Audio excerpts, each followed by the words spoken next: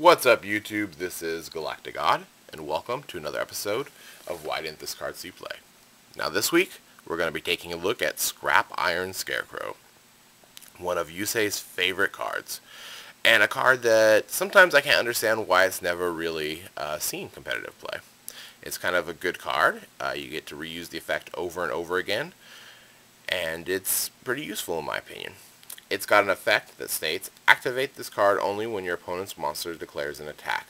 You get to negate that attack, and then set this card face down again, instead of sending it to the graveyard.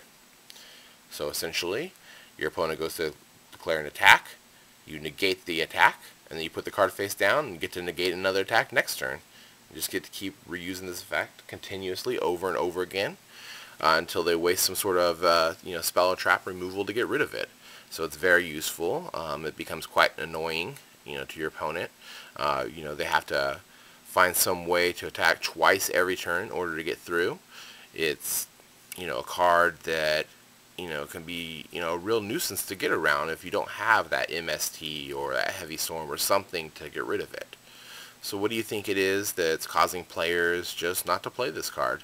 Do you think that there's just so many more better traps out there that are preventing players from using it? Do you think they'd rather play D-Prison or something of that nature, that it's going to remove the monster when it declares an attack, and instead of leaving it on the field later for a Synchro or Exceed summon? Do you think that's what their players are worried about?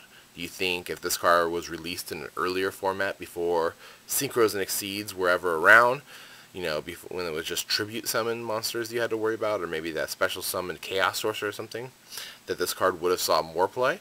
What is it that you think is holding this card back?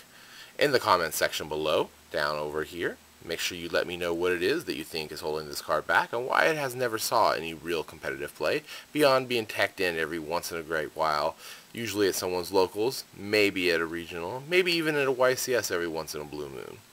So, I guess that's about it for this week. This is GalacticGod.